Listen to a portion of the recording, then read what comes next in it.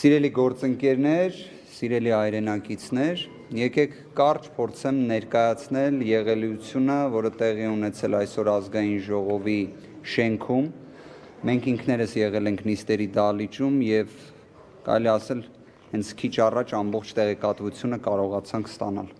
Դուք կլսեք բնականաբար տարատեսակ իշխանական մանիպուլյացիաներ, բայց ես իմ սովորության համաձայն կփորձեմ ներկայացնել ամեն ինչ փաստերով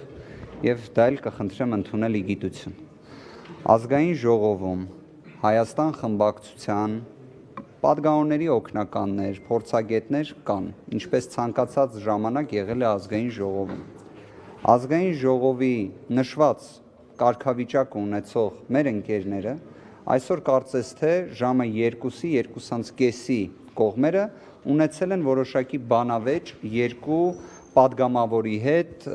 քաղաքացիական պայմանագիր խմբակցության։ Դա կարծես թե առնվազն այն տեղեկությունները, որոնք ունեմ, ամբողջությամբ հարթվել էր։ Այսինքն տեղում խոսել էին, կարծես թե եղել է Սիսակ Գաբրելյանը եւ Հակոբյան Հրաչյան։ Դա կարծես թե հենց տեղում հարթվել է եւ մարդիկ ձեռք սեղմել են, անցել են առաջ, այսինքն որևէ ինչ-որ վեճ այդտեղ չի եղել։ Դրանից որոշակի կարճ ժամանակ անց մեր գործընկերներից Սևակին հրավիրում են սուրճ խմելու։ Հրավիրում է կարծես թե այս մասով խնդրում եմ նախնական ընդունեք տեղեկությունս ազգային ժողովի նախագահի տեղակալ Ռուբեն Ռուբինյանի աշխատակազմից ներկայացուցիչներ, կրկին կարծես թե հենց ՔՊ-ից։ Հրավիրում են սուրճ խմելու։ Սևակը բնական է արձագանքում է, այսինքն ուզում է հասկանալ այդ ինչ խնդիր է եղել եւ այլն։ Խոսակցությունը գնում է այնպես, որ կարծես թե եկեք այս հարցը լուծենք, որ սուր անկյուն չլինի, ամեն դեպքում ազգային ժողովի շենքում ենք եւ այո, եւ հրավիրում են նաեւ զուգահեռաբար Գերասիմին։ Այսինքն ասում են, որ խնդրում եմ դու էլ արի, մենք քեզ անպայման սուրճ ենք ուզում հյուրասիրել եւ այլն։ Իհարկե, քաղաքական իմաստով սուրճ խմելը ցանկացած իշխանական ներկայացուցիչի հետ որոշակի դժվարություն առաջացնում է, բայց խնդրում եմ սա դիտարկել ոչ թե քաղաքական իմաստով, այլ կենցաղային մարդկային մակարդակում։ Հրավիրում են սուրճ խմելու, այնտեղ լինում է նաեւ տղաներից Տարոնը, այնուհետև միանում է եւ պատկերացրեք 3-ով նստած Սուրճը չի լինում բնականաբար, որովհետև խոսքը գնում է նախապես պլանավորած գործողության մասին, որը մեր հայրենակիցներից շատերը լսում են, վստահ եմ բոլորս էլ երբ երիտասարդ էինք, այսինքն ոչ թե 30-անց էինք, այլ օրինակ 14-15 տարեկան էինք, տենց լինում էր, որ փորձում ես մեկի հետ, եթե ուզում ես կռիվ անես, անպայման փորձում ես բերել քո մոտ։ Հիմա այդ նույն կոմբինացիան իրացվում է այս իշխանության կողմից ազգային ժողով կոչվող կառույց։ Պատկերացրեք այդ 3-ին հրավիրելուց հետո մեկ էլ ներխուժում են մոտ 20 հոգի, դրանց մեջ մի շարք պատգամավորներ եւ սկսում են հարվածել տղաները։ Սրա անունը ինչ դնել։ Դրան հետևն ասում են։ Ընդհուպ մինչև դրան հետևն են եղել սпасելուց եւ շատ սինխրոնիզացված այդ գործողությունները կատարել։ Դա արդեն վերածվել է, ես այդ մանրամասները չգիտեմ, կարծես թե չի եղել։ Պատգամավորներից եկեք ես հիմա սպառիչ թիվ չասեմ կամ անունները հիմա չասեմ, կարող եմ ասել, որ առնվազն առերևույթ նույն այն անձինք, որոնք խուլիգանական վարքագիծ դրսևորել էին ԱԺ նիստերի դահլիճում մի քանի ամիս առաջ, եւ հիշում եք իհարկե ժողովրդավարության բաստիոն հատուկ քննչական ծառայությունը ինչ էր արել այդ դեպքով, այն է ոչինչ, նույն ակտիվությունը ունեցել են։ Տեսեք, Ալեքսանյան, Արմեն Խաչատրյան, Մաթեոս Ասատրյան։ Ես եկեք հիմա անուններ չթվարկեմ, ես այդ տենդենսն եմ ուզում արձանագրել։ Կարող եմ մի բան ասել, այս ամբողջը դուք տեսնում եք, ես ենթադրենք ազգային ժողովի նիստերի դահլիճում խոսում եմ կորոնավիրուսային համավարակի դեմ ինչ-որ պարտադիր հերթական սահմանափակումների մասին, բայց այդ ժամանակ զուգահեռ նույն պատգամավորի կարգավիճակ ունեցող մարդիկ ազգային ժողովի պատգամավորի օգնականների են ծեծում։ Իրենց պատկերացման։ Կներեք, բայց այստեղ եկեք մի հատ կարևոր նրբություն կա, այնպես չի որ կարացել են ծեծել։ Այլ հարց է այստեղ, մի հատ շատ կարևոր նրբություն էլ կա։ Այստեղ ես տեսնում եմ նաև Դե դուք ճիշտ հաշվի առեք, մարմնական վնասվածքը որ տեսնում եք, հաշվի առեք մարդկանց մասնակցություն, թե քանի հոգով են եկել ու ինչ եք դուք տեսնում։ Այստեղ ինչն եմ ուզում ընդգծել, ես տեսնում եմ, որ անվտանգության ծառայության ներկայացուցիչներ էլ կան, ամենացավալին այն է, որ այդ դեպքը տեղի է ունեցել անվտանգության ներկայացուցիչների կրկին ներկայությամբ։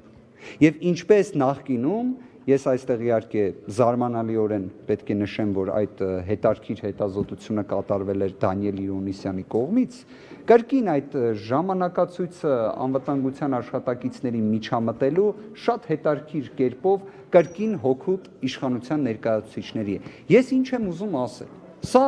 ազգային ժողով չգիտեմ ոնց ասեմ, եթե սա այս իշխանության վճռական գործողությունների արդյունքում վերածվում է չազգային ժողովի։ Տեսեք, ես մի բան եմ ուզում հասկանալ, ոնց կարող է падգամավորը թույլ տա իրան գա օգնականի ֆիզիկական ինչ-որ միջամտության մեջ։ Գիտեք, այստեղ որ տեղեկություններ կան, որ երբ որ դուք նշեցիք Սիսակ Գաբրիելյան եւ Հրաչյա Ակոթանյան միջանցքում հանդիպել են, այդ ժամանակ ասում են, որ ինչ-որ ռեպլիկ է արձակվել Սևակի Գերասիմի կողմից եւ դա է եղել ի սկզբանե պատճառը։ Այդ մասով իմ տեղեկությունը հետեւյալն է, որ իրականում ռեպլիկը կատարվել է падգամավորների կողմից, որին ի պատասխան հարցադրում է հնչե падգամավորներին եւ այդ հարցադրումից հետո հարցը սպառվել է։ Ստեղ կարևորը մի բանն է, սիրելի հայրենակիցներ, իշխանական եւ ոչ իշխանական զանգվածային լրատվության միջոցների ներկայացուցիչներ ջան, դուք նորմալ եք համարում, որ կարան ինչ որ մեկի ցանկացած անձի խափեն, ասեն արի կոֆե խմենք ու փորձեն ծեծել։ Ախր ես ուզում եմ հասկանամ, սա նորմալ երևույթ ինչ որ աշխարհի մի անկյունում կարա համարվի։ Եթե մենք գնում ենք դեպի խուլիգանապետության, եթե գնում ենք դեպի չազգային ժողովի, եկեք էդ էլ ֆիքսենք։ Բայց ես առնվազն հիմա այնքան ինձ վատ եմ զգում նրանից ելնելով, որ ես ազգային ժողովում Հայաստանի Հանրապետության 100 հազարավոր բնակիչներին վերաբերող հարց եմ ներկայացնում, ու այդ պայմաններում ինչա տեղի ունենում էլի նույն падգամավորի կարգավիճակ ունեցող մարդկանց կողմից։ Գիտեք ինչ կա, ամեն ինչ էլ կարա լինի, ամեն դրդապատճառ էլ կարա լինի։ Ես գիտեք, կարելի ասել 3 տարվա ընթացքում տարատեսակ տարբեր գործերով ներգրավված մարդ եմ, չեղե որպես պաշտպան։ Ես գիտեմ, որ հենց տեսել եմ զուգահեռ դատական նիստերի առջև եղել են եւ մարդիկ, որոնք ինձ ծափահարել են, մարդիկ են եղել, որոնք ինձնից դժգոհ են եղել։ Ես երբեք ինձ թույլ չեմ տվել իմ հայրենակիցներից մեկի նկատմամբ վիրավորական կամ էլ չասեմ ուրիշ տեսակ վարքագիծ ցուցաբերեմ։ Դուք հասկանում եք, սա նորմալ չի։ Պարոն Վարդևանյան, բժշկական միջամտություն ում են ցուցաբերել, ինչ վնասվածքների մասին է խոսքը եւ իրավական հետևան անի հարցի խնդրում պատասխանեք, հաղորդում ներկայացնելու թե ոչ։ Գիտեք, տվյալ դեպքում դուք արդեն բոլորդ կատարել եք հաղորդում ներկայացնելու համար բոլոր անհրաժեշտ գործողությունները, ԶԼՄ ներկայացուցիչները արդեն իսկ սա հանրայնացրել են, հետեւաբար սա արդեն հանրային տիրույթում գտնվող հարց է, սա այլևս մասնավոր տիրույթում գտնվող հարց չէ։ Ես այսպես կարող եմ ասել, մարմենական վնասվածքներ կան, աստիճանը ես չեմ կարող ասել, դա դատաբժիշկը պետք է ասի։ Ես կարող եմ ասել, որ մեր տղաներից 3 հոգու խաբել են, փորձել են ինչ-որ են ժողովրդի լեզվով ասած, ինչ-որ պայմաններ ստեղծեն, որ վայ, եկեք մի հատ հասկանանք, տենց սուր անկյուն չլինի, ազգային ժողովա, նվազագույն հարգանք պետքա պահենք իրար նկատմամբ եւ այլն, ու այդ պայմաններում սարքել նման ծեծ, կազմակերպված 20 հոգով հարձակվել տղաների վրա, եւ դա կարա լինի նորմալ, ես չգիտեմ թե մարդկային, քաղաքականը միգուցե կարելի ասել նոր եմ այս ոլորտում, միգուցե չէ, վստահ նոր եմ, բայց բոլոր դեպքերում սա մարդկային, քաղաքական կամ որևէ այլ իմաստով ես ընկալել չեմ կարող։ Իրավական իմաստով կարող եմ նաև առիթից օգտվելով, քանի որ քրեական իրավունքի մասնագիտացում ունեմ, կարող եմ հստակ ասել, սա նախապես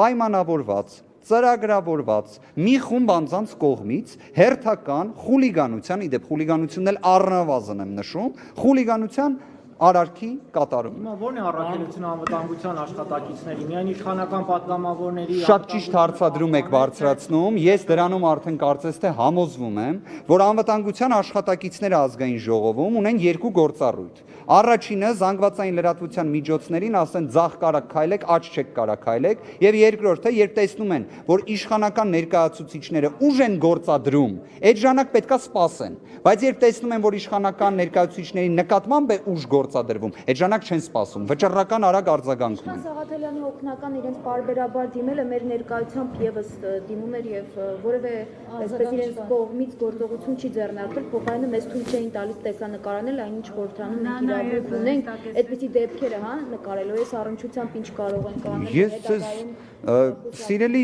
գործընկերներ, դուք գիտեք, ի վերջո ԶԼՄ աշխատանքների տեսանկյունից ձեր սահմանափակումները այս իշխանությունների ձեռքբերումներից մեկն են։ Ես վստահ եմ, իրենք դրանով շատ հպարտ են։ Որովհետև դա ի վերջո, ճիշտ հասկացեք, բռնապետության տարերից մեկն է։ Բռնապետության տարերից մեկն է, որ պատկերացրեք մարդը 20 հոգով հարձակվի 3 հոգու վրա, անվտանգության աշխատողներն էլ տենց պատժերշկա անեն, էլի կողքից, հա։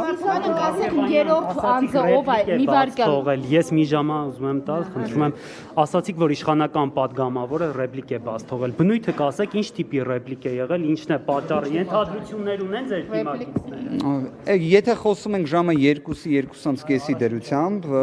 տենց էական մի ռեպլիկ չի եղել, նույնիսկ հիմա տենց որ շատ հստակ չգիտեմ, բայց հիմա էլ չվերարտադրեմ, կարևորը